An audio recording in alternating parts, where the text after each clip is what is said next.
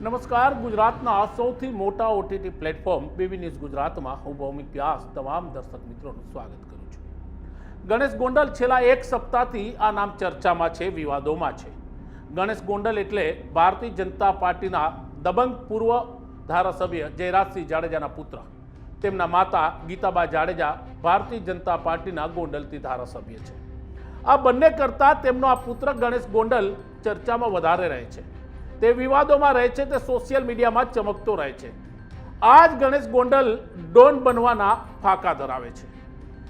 તેની આજુબાજુ હથિયારબંધ લોકોની જે જમાવટ હોય છે, એટલે કે તેના બાઉન્સર હોય છે, તેના સપોર્ટર હોય છે, તે ગણેશ ગોંડલની આમ તસવીર હોય છે। તે જ્યાં પણ જાય છે એ લગભગ 15-20 લોકોની વચ્ચે ઘેરાયેલો રહે છે।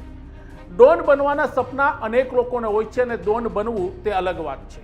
લોકોને ધાક ધમકી આપવી, લોકોને મારપીટ કરવી, લોકોની સાથે મારામારી કરવી, લોકોની જમીનો પચાવી પાડવી, લોકોના વિડીયો બનાવવા, તેમને નગ્ન કરીને તેમને માફી મગાવી, આ તમામ વસ્તુઓ ગણેશ ગોંડલે કરેલી છે। આ ગણેશ ગોંડલ જેટલો ખોફ ધરાવે છે, જેટલો રોફ જમાવે છે, જેનાથી લોકો ભયમાં છે, તે જ ગણેશ ગોંડલની જૂનાગઢ પોલીસે ધરપકડ કરી અને હવે આ જ ગણેશ ગોંડલને પોતાનાથી બીક લાગે છે। આપને જાણીને આશ્ચર્ય થશે કે આવું ક્યાંથી શક્ય બને। આ તો તે વ્યક્તિ છે કે જેની ધાક, જેનો રોપ ગોંડલ અને તેની આસપાસના વિસ્તારમાં છે। વર્ષોથી તેની સામે કોઈ લોકો ફરિયાદ નથી કરતા, પણ અમે આપને જણાવી દઈએ કે જૂનાગઢના દલિત યુવાનને મારવાના કેસમાં ગણેશ ગોંડલની ધરપકડ થઈ।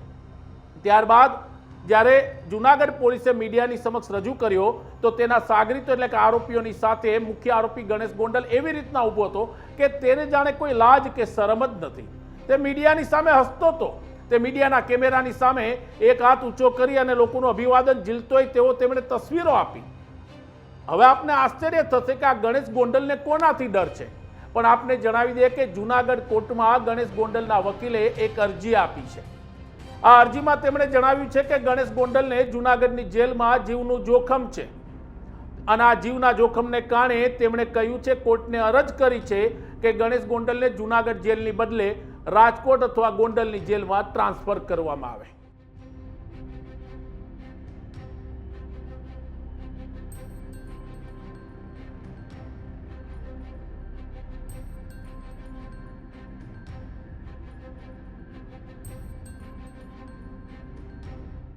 આ તે જ ગણેશ ગોંડલ છે જેણે દલિત યુવાનને ઢોરમાર માર્યો, તેમને નગ્ન કરી, તેમની પાસે માફી મગાવી, તેમનો વિડીયો ઉતાર્યો। Junagadh crime branch, Junagadh local crime branch સહિતની ટીમો તેને 5-5 દિવસથી શોધતી હતી, પણ ગણેશ ગોંડલ તેના હાથમાં નહોતો આવતો। વાત તો એવી પણ સામે આવે છે કે જૂનાગઢ પોલીસ જ્યારે ફરિયાદ થઈ તેના બીજે જ દિવસે ગણેશ ગોંડલના ઘરે પહોંચી ત્યારે તેને કહેવામાં આવ્યું કે તે સામેથી હાજર થશે, આપને અહીંયા રોકાવાની જરૂર નથી। આ વાત એટલા માટે હું કહી રહ્યો છું કે જ્યારે સામેના સમૂહમાં લોકો તૂટી જાય છે, વિખરાઈ જાય છે, ત્યારે લોકો તેની ઉપર ધાક ધમકી કે તેનો રોપ જમાવવાનો પ્રયત્ન કરે છે।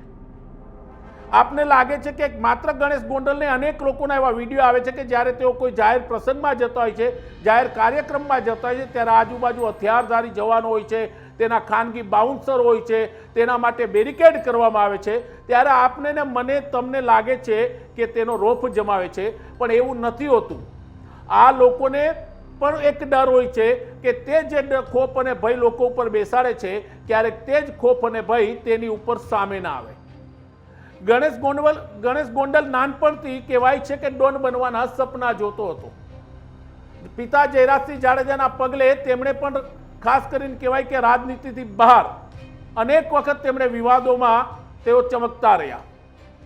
જ્યારે તેમની ઉપર કોઈ ધાક ધમકી કે ફરિયાદ કરવાની વાત કરવા આવે તો પિતા જયરાજસિંહ જાડેજા સહિત પરિવાર તમામ લોકોને દબાવી દેતો હતો, તેથી કોઈ લોકો ફરિયાદ કરવાની હિંમત નહોતા કરતા।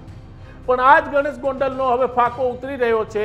એક સમયે પોતાને ડોન કહેનાર, હવામાં ફાયરિંગો કરી સોશિયલ મીડિયામાં વિડીયો બતાવનાર આ ગણેશ ગોંડલ હવે કહી રહ્યા છે કે મારા જીવને જોખમ છે। આ તે જ ગણેશ ગોંડલ છે કે જેને કારણે લોકોના જીવને જોખમ છે, જૂનાગઢના દલિત યુવાન અને તેના પરિવારને જોખમ છે, અને તે જ ગણેશ ગોંડલ કહે છે કે હવે મને જૂનાગઢની જેલમાં ન રાખો, મને ગોંડલ કે રાજકોટ શિફ્ટ કરી દો। આપને જણાવી દઈએ કે ગણેશ ગોંડલ અને તેમના પરિવારના રાજકીય સંબંધ બહુ મજબૂત માનવામાં આવે છે। ભારતીય જનતા પાર્ટીમાં સૌરાષ્ટ્રમાં ગોંડલ અને તેની આસપાસના વિસ્તારમાં તેનો દબદબો છે. ભારતીય જનતા પાર્ટી વિધાનસભામાં બીજા કોઈ બી ઉમેદવારને ટિકિટ આપવાની હિંમત પણ નથી કરી શકતી, એટલો ડર તો આ પરિવારનો બીજેપીમાં પણ છે. અને તે જ પરિવાર કે જેનો ખોપ, જેનો રોપ હોય, જેનો પુત્ર કારમાં યુવાનનું અપહરણ કરી જાય, તેને ઢોર માર મારે, તેનો નગ્ન કરી વિડીયો બનાવે, 5-5 દિવસ સુધી પોલીસ જેને શોધી ન શકે, તે ગણેશ ગોંડલ હવે પોતે કહી રહ્યો છે જુનાગઢ કોર્ટને કે સાહેબ મારી ટ્રાન્સફર અહીંથી કરી આપો જેલમાં, મને આ જેલમાં જીવનું જોખમ છે.